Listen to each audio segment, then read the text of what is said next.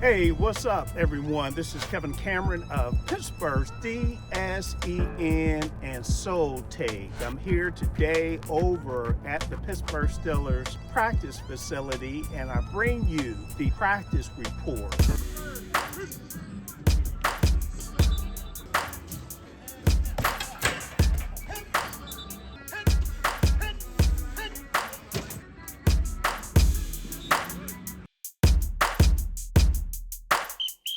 I'm here to tell you all about what went down with the Pittsburgh Steelers today.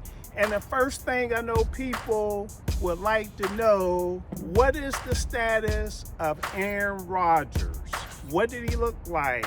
What kind of participation did he have today at practice? And I noticed that Aaron Rodgers had some type of brace on his left wrist. It looked like a flexible brace. I'm not sure if there's anything up under that or not. It seems as though he's trying to play, but I can't give you any guarantees. He was out there on the field. Also, Mason Rudolph was on the field as well. So will it be Aaron Rodgers or will it be Mason Rudolph? I had an opportunity to ask offensive coordinator Arthur Smith before practice if Mason Rudolph did play. Will that make a difference in short yardage? You know, Aaron Rodgers normally don't do anything when it comes to the tush push. So if Mason Rudolph is the quarterback, will he handle the ball? Will he take the snap? Coach, I have a couple questions regarding the tush push.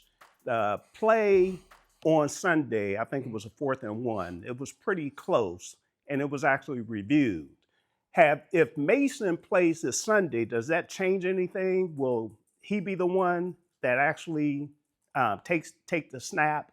Then my second question is, when Aaron Rodgers is in there, he's normally just sitting behind the line of scrimmage. Have you thought about moving him over towards the sideline to take a defender with him?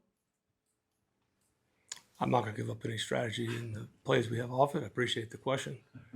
There's a lot of scenarios things you can do out of that. That one on that 4th and 1, that was a little bit of a strange one. They were standing over the ball after we huddled, which was interesting. They said because of the wind. So that one was a little bit slower than and you always have counter punches off it. And the situation comes up, maybe this Sunday, maybe the next Sunday, we'll see what happens. But it's been a productive play for us. And I think since he's the one that challenged it, there wasn't a review, correct me if I'm wrong, over there. That was a challenge flag by Zach. Again, let's let Dennis and those guys try to figure out what we're going to do on short yardage on Sunday. But it's been a productive play. I know you look around the league. You see it run a lot. You see them kind of it's interesting how they're officiating that play. I don't know how much I want to keep going because I don't know when I'm going to get myself in trouble. But with Aaron in there, if he's just standing in the backfield, he's not taking a defender with him, so the defense has an advantage. Well, it depends where he is. If that defender is 10 yards back and the free safety, is he involved in that play? 10 yards back. If they play post high, they jam front, play post high, basically zero blitz. If that's safety, Kevin Byard's at 20 yards, is he making that play? So you can take him, and if they want to match you, you can take him and Aaron out, but they also could be standing with me and you are on that play. They're not making the play. Now, if they go 11 up, well, you better, whether we put Aaron back there or put Aaron right there. I've seen teams, and you would have a counter punch off it. But we're 1 for 1. It's just a math game. So if you're going to play back there, where Kevin Byard's probably going to be on Sunday, and I'm Aaron, the quarterback, neither one of us are making that play. It's a good thought, but I'm just saying, that's also the counterpoint to it. Previously, with Aaron Rodgers, it was Connor Hayward, like last game, took the snap and actually ran the play, the tush push. So there will be a lot of differences depending on who the quarterback will be. In the locker room, after practice, we had an opportunity to interview Darnell Washington. Everyone knows that big play Darnell Washington, the catch and run, where he caught the ball and ran and actually bulldozed at least 3 Cincinnati Bengals. Nobody really wanted to tackle Darnell Washington. They were fortunate enough that they got him out of bounds. So we had an opportunity to ask him all about that particular catch and run. Truth be told, man, I just go out there and do it. I don't really, like, all right, on this play, when I get it, I'm gonna do this. Nah, me, I just like pretty much just take what they give me. So like, they're smaller, shorter, maybe the hurdle or maybe, just lower the shoulder. Really just depending on how I'm feeling.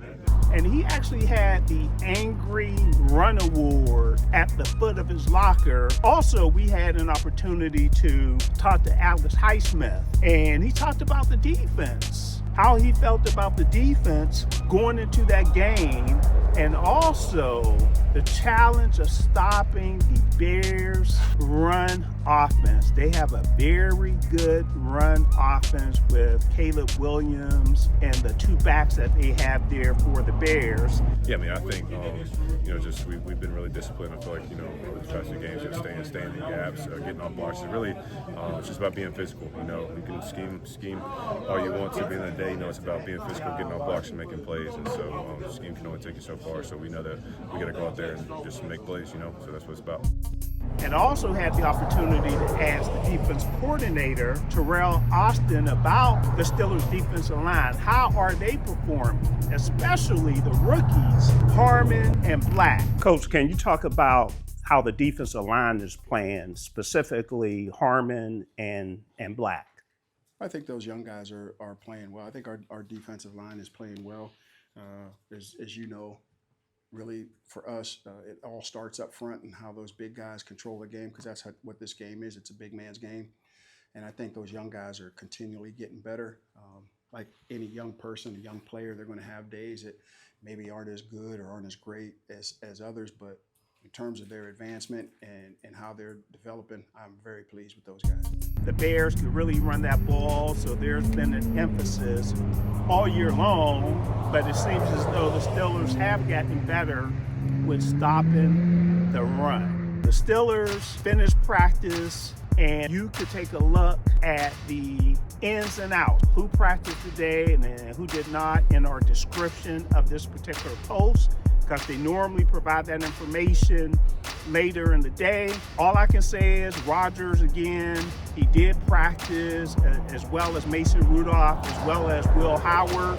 Most of the people that's on this roster did practice today. I thought it was a pretty good practice, but there's only so much that you can see from a practice standpoint. But I do hope that I was able to provide everyone with some information that you can take away. Check us out this Sunday. We are doing the Black and Gold post-game show live from Cloud 33 in Penn Hills, PA.